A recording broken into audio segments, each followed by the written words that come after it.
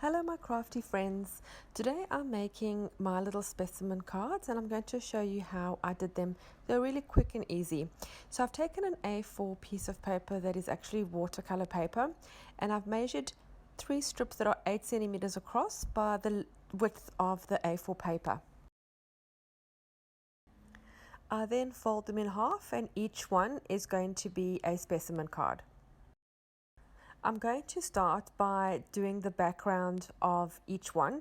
I'm doing each one a little bit differently, but with the technique that I've used before in some of my other videos. So here I'm using the oxide ink that I'm just going to put onto the background in different areas using an acrylic block and just swooshing it around and getting some nice textures and the color flowing in different directions. If you'd like to see a detailed explanation of this technique, I'll link my video in the description box below.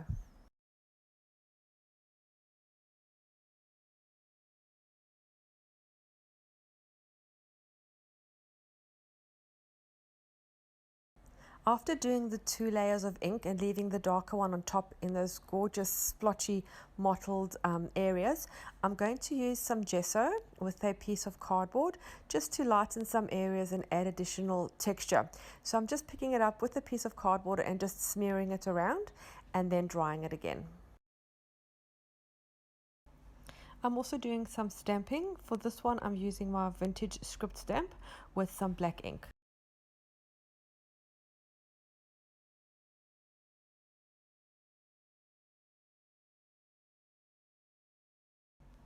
I'm preparing some white acrylic paint to make some splotches onto the card, but I then decide instead of using the acrylic I'm going to use some white out as it stays more white. I find with the acrylic paint it picks up the color from underneath and it doesn't stay white.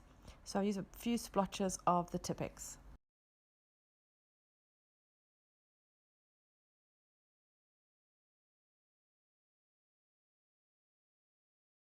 I'll just leave that one to the side while I work on the next one. For this one I'm going to use the oxide sprays. So I'm just spraying the paper with a bit of water and then I'm spraying on the ink directly onto the paper.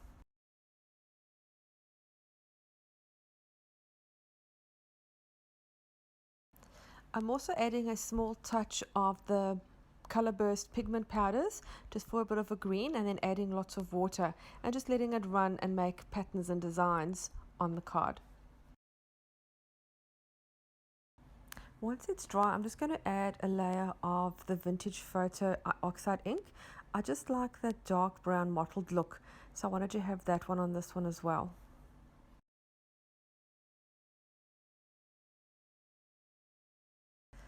Then again, I'm adding the gesso with the card on this one. So they're all quite similar, but slightly different. I'm adding some stamps on this one too with some black ink. This one is just a stamp, I think it's like a ticket and it's got some numbers on. So I'm just putting it here and there in different directions just to add a little bit of interest.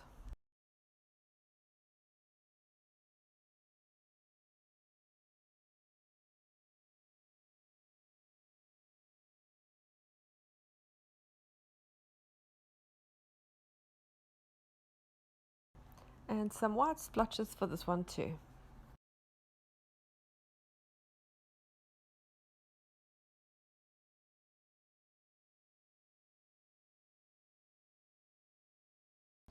And now I'll work on the last one.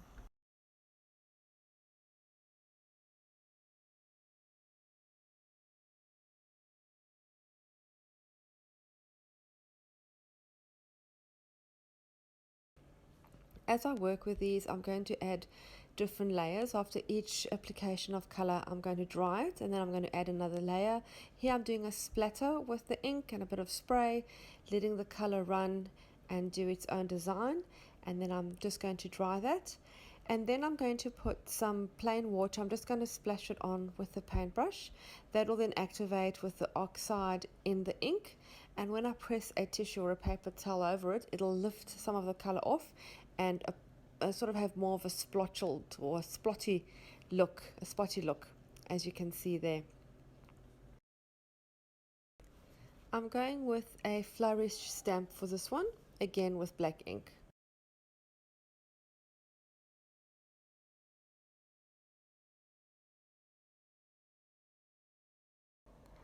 I'm now going to cut the little windows out of each slide.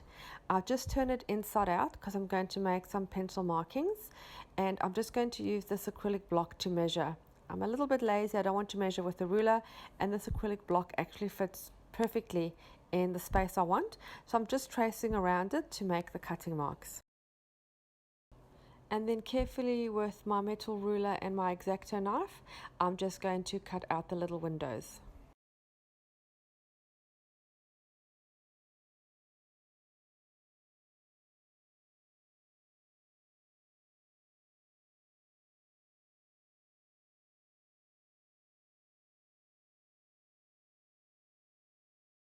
Once the little window is cut, I'm going to use a cellophane bag to be the glass of the slide. So it's a double piece that I'm just adding with a piece of double-sided tape. And then I have these cute little flower stickers. They're actually transparent stickers that I'm going to add in as my specimen. And then just double-sided tape all the way around to seal the card closed.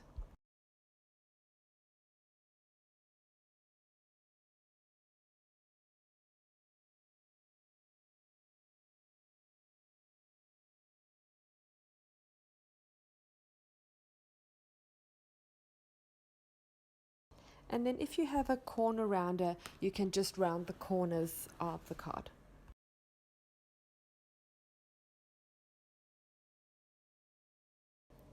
I'm using a wet watercolor pencil just to do a bit of a edging on this, but you could also use ink.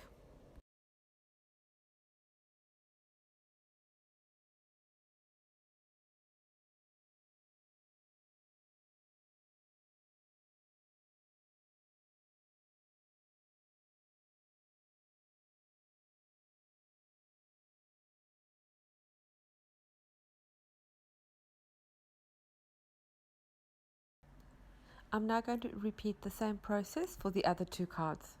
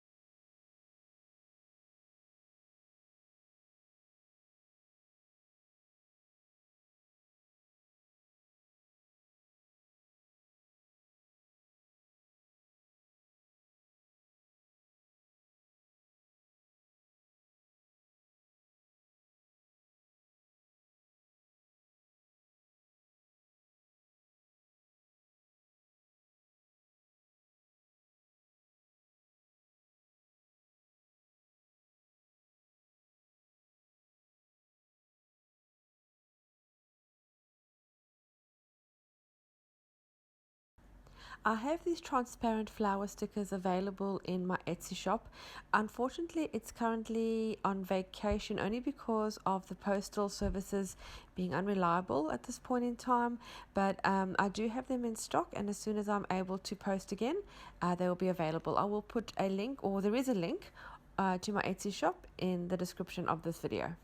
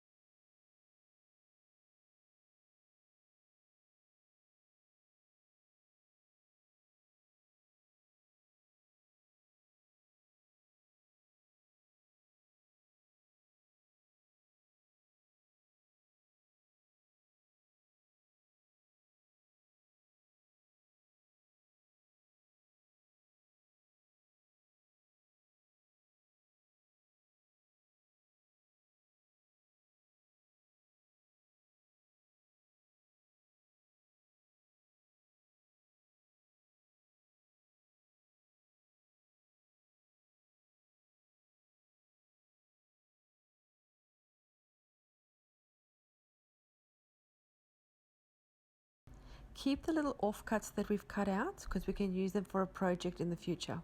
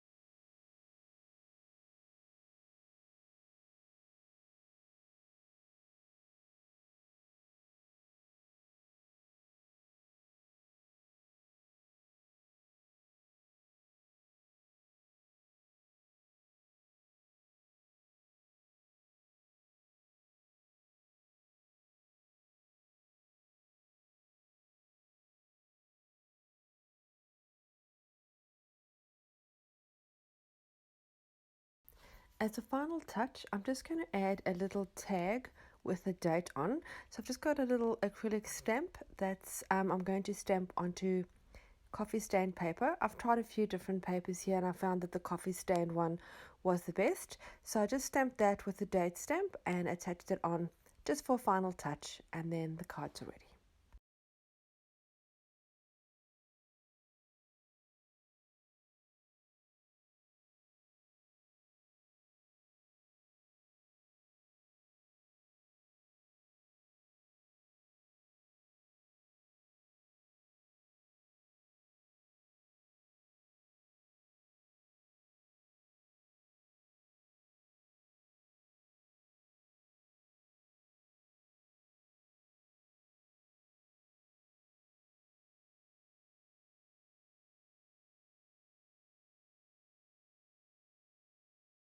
And there you go, the 3 specimen cards are finished.